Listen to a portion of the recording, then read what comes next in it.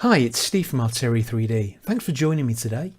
We're going to be taking a look at a new product we released today, which is called OBM, or One Base Mail, for UMA 2.5 or above. A few years back, we released OBM version 1 outside of UMA in its own generic release. What this was a kit providing between 19 and 20 medieval costumes, which were broken down into costume elements such as torso, tabards, trousers, boots, gloves, helmets and so forth, that allowed the user to create their own custom characters from these individual armour components within the kit. Now at the time it was the first release of this kind of kit, and it was a new learning curve on how to achieve the custom character option to the best result. Unfortunately at the time, the way we did the kit, although we provided many different costumes, it was not always possible to intermix the different elements from the armours and clothing within. So when we were looking at releasing OBM version 2, we thought, why not release the first kit for UMA 2.5? So this is what we've done, and the ethos of the kit, if you like, was to make sure that each element within fits and works with each other element. So you can swap out all the different shoulder armour pieces, and no matter which one you choose, whatever clothing or armour pieces are around these elements will not clash or poke through. So basically we broke down the human form, if you like, into separate armour zones. So each element, from shoulders to gauntlets to chest pieces, boots, all reside within their own space. Now you might think initially this would be perhaps limiting in the design elements of some of the pieces, but no, not at all. As you can see from the screen and the Unity presentation here, there are many different armour types within the kit, and they each work with using the armour pieces that are in, and the many different styles that can be created, and none of the elements, as I say, poke through into the adjoining close neighbour. UMA 2.5 is absolutely fantastic with the new wardrobe system. It allows for new users, and especially artists, to come into the system and work really easy and not get frustrated with having a huge learning curve. When I was presented with UMA 2.5 and the wardrobe system, I was amazed, and well done to the devs for putting together such a fantastic system. So what's in the kit? Well, if we come down to the projects and look in the folder OBM for UMA 2.5, we can see a whole host of armour pieces, chest pieces, elbow armour, gauntlets, helmets and so forth. Within each folder we have 3 subfolders: overlay, slot, wardrobe. Within the overlay folder are all the overlays which contain the texture elements from the kit, the slot to the meshes, and the wardrobe is the recipe which brings the overlay and the slot together to form the specific armour piece you want. In some of the armour elements, for example, if we come down to our torso chest pieces, we have many wardrobe recipes for specific pieces. So actually we need to be looking in the chest armor area. Okay, so let's just go up and let's look at chest armor F. If we go down to the slot, we have one main slot, 2 overlays, and for the wardrobe we have 2 overlays. So for this we have the main mesh, which then has 2 texture versions, either a leather recipe or a metal. So it's the same arm piece but either leather or metal. If we then go down into our tabard, we can see many wardrobe recipes in here. So we have the one slot, but then 2 overlays to make it either chainmail or scale mail. But then we have in the wardrobe section those 2 wardrobe recipes created from the 2 overlays of tabard chainmail tabard scale mail, but also we have all these other wardrobes. Now, what are these? Well, a wardrobe can combine many slots. So we have another slot within the kit called tabard overlay. And this is basically where we have the tabard, which is chainmail or scale mail. But then atop that, we have a clothing section, which can contain many different styles, from leather to tunics, and for example, and so forth. So within here, all these wardrobe recipes, if we look on our inspector, are combining two separate slots and overlays: the main tabard and then the overclothing, as I call it. The overclothing being the piece that goes on top of the chain or scale mail tabard. And so within the kit, there must be up to 100 different pieces, be it mesh versions or different wardrobe and overlay variations of the meshes. Now, one of the main things we like at Artillery 3D is historic accuracy or authenticacy. Can we say we really enjoy doing historical and medieval type armor sets. As you can see here, we have anything from a Roman gladiator to medieval knights. It's gone over a bit too far. Actually, if you take a step back there, you can see we've created all these variations from using the armor elements within the kit, and that's the beauty of the kit. You can create many different styles: leather armor, leather, and then you can see underneath here we've got the tabard scale mail with a leather overclothing, as I just explained. So it allows you to create a character creation system within your game that allows the player to choose many different armor elements, and you, the developer, knowing that none of these elements are going to clash into each other, which is a huge beauty of this particular pact. So let's have a start at how we go about creating our custom character with custom armor elements. So if we close the play mode down for a moment, and then we hide all these avatars. So just remaining now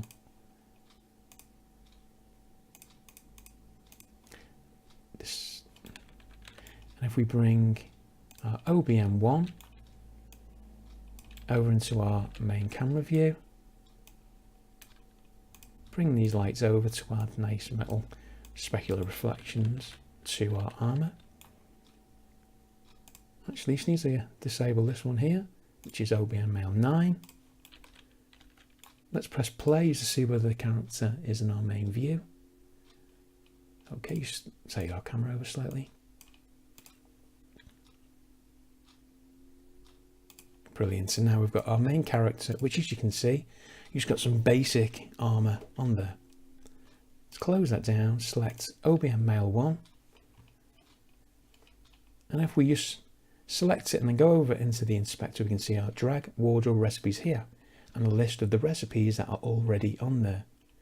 Let's get rid of all these recipes. Press play. And now we have our base default avatar. Now there's two ways of adding wardrobe recipes. You can do it as I call it, the offline mode, or not in play mode, where you're creating your actual character by adding wardrobe recipes. So when you go into runtime, the UMA character is created. But when you've got a new pack and you've got loads of armor to play with, it's quite nice to go into play mode and do it in real time. Then when you've got the character that you like, simply make a note of the wardrobe recipes you've used and go to play mode and add them into your character in the wardrobe tab. So the first thing I'd like to do is, always a good starting point, is to add the tabard. So go into the tabard and wardrobe recipes. Now all we do is select one and drag it across to the wardrobe section. So first of all, let's have a look at this one. Standard chainmail.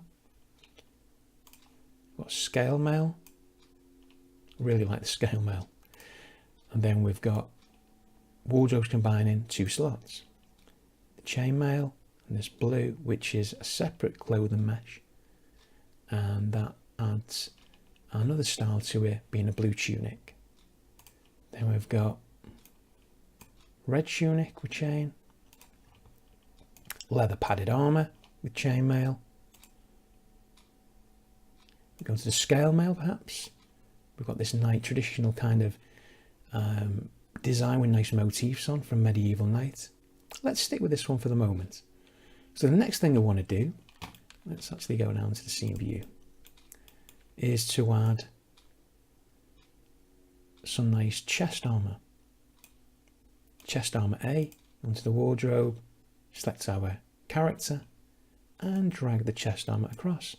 Wow, really nice piece. This combines a top chest piece and thigh guards.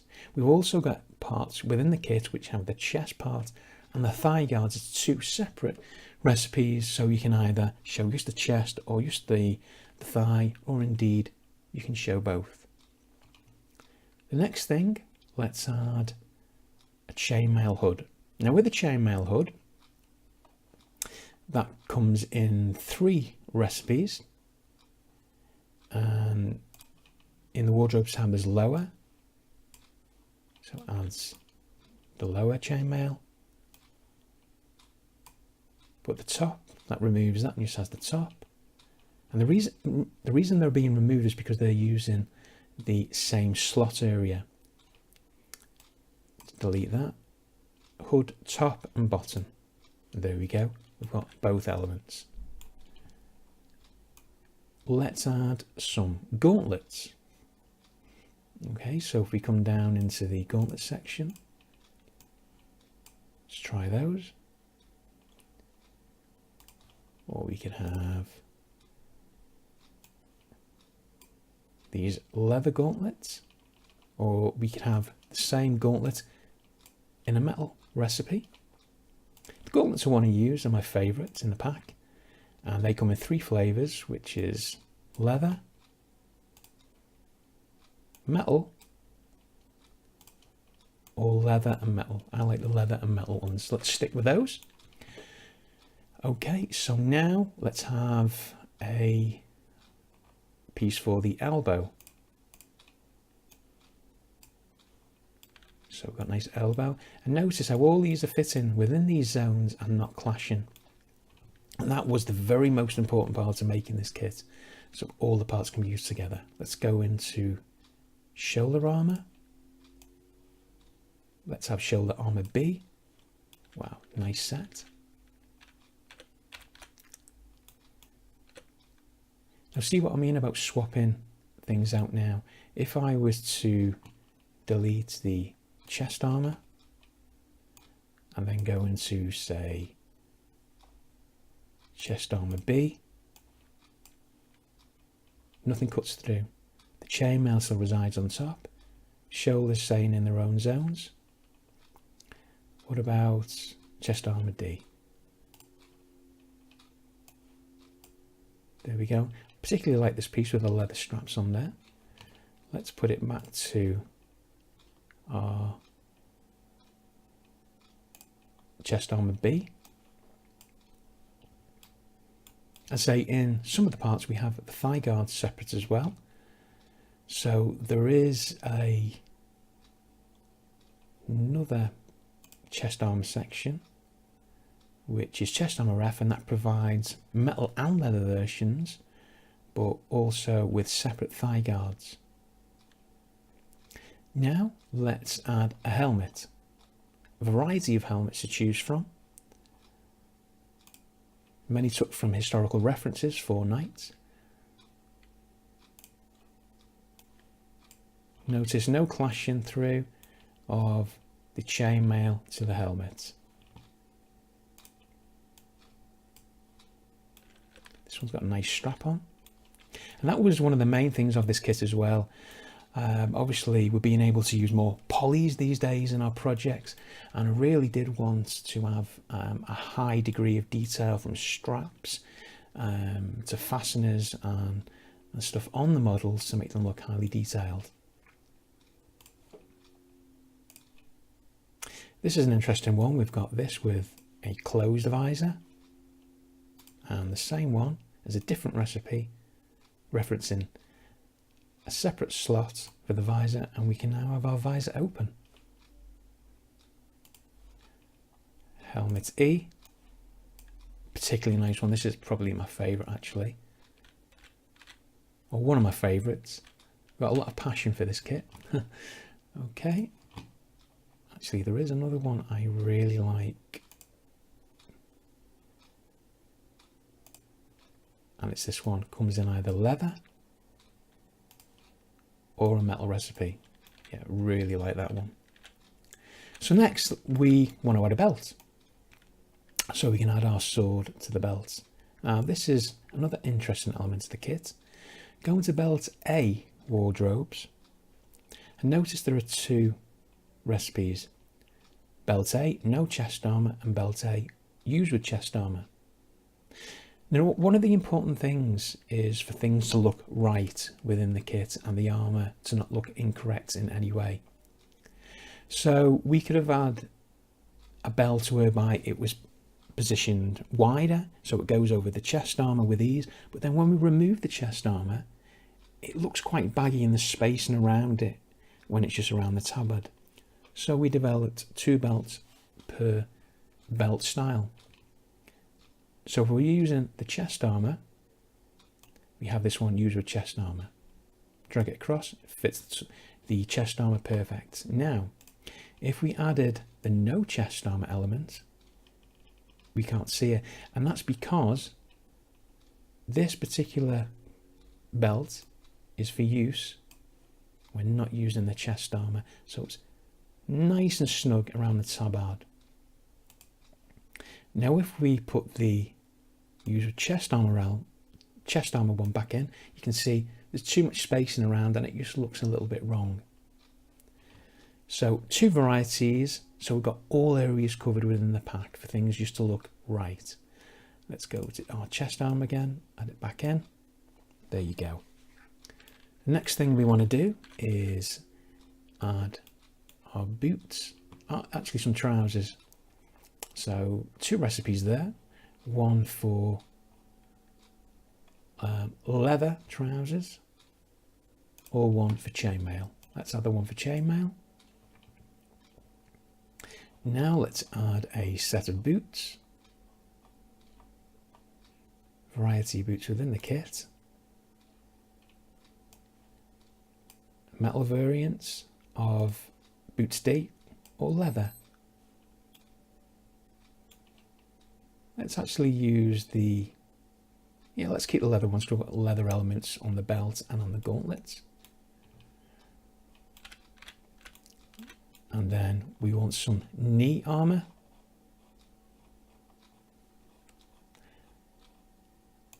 Knee armour A, let's drag knee armour A across. There we've got our knee armour sections. And let's add some thigh armours now. Again, you might be thinking, well, surely some kind of cut through is going to happen here because all these layers are nice and tight. But no, the way we've rigged this in our 3D tool, using copies of weights from the original UMA mesh, means that everything, all the layers work and shape and deform exactly the same together, so there's no cut through. So thigh armour C. There we go, we've created our first character. Now what we could do is a bit of variety on this. We could, let's change the tabard and let's go for nice leather padded armour.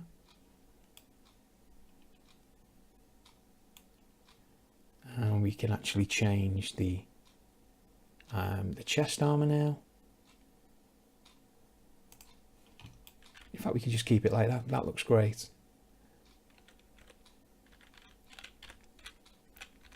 We could totally transform this character now. And let's remove the chainmail. So let's go into our inspector and remove the hood.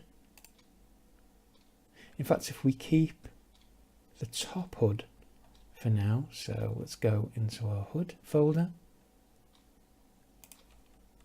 and just add the top back in. And then I want to go down into our chest armor section for chest armor E. I bring our leather chest armor across, totally transform the character again. Or we've got the metal version of this recipe. Again, we have another variation, this element in the middle. We have a version which doesn't have that in. So there we go. Let's add that back in. Now notice on this belt, this cuts in here on this particular torso piece, because this is the widest of all the pieces. We have a belt which accommodates this section and stretches again out to fit perfect. For the minute, if we just remove that, because I don't want a belt on this particular style. And then if we remove the shoulder armors and we go down into our shoulder armors again, shoulder armor F, we've got 4 versions here. So we've got a version for both shoulders, which has the shoulder piece on both sides and then just on one. So now I'm going to transform this so we get more of a gladiator or warrior look. So let's remove the chest armor. And then if we add the one for both shoulders, wow, nice warrior look. Or we've got on one side, and again, if you notice, fit just tabard. So you use this when you want to fit just the tabards. If you want it to fit over a chest armor piece, what we do is use the other recipe. So let's add our chest armor. As you can see, we've got cut through, but let's remove the shoulder armor, go down to shoulder armor F, and if we now fit, notice that we've got 2 versions, shoulder armor F to fit torso armor 8E. This is chest armor C, so this will fit. So if we drag this across, and there you go, no cut through, works perfect. So as you can see with the kit, there's many different styles we can create. So if we remove our chest armor now,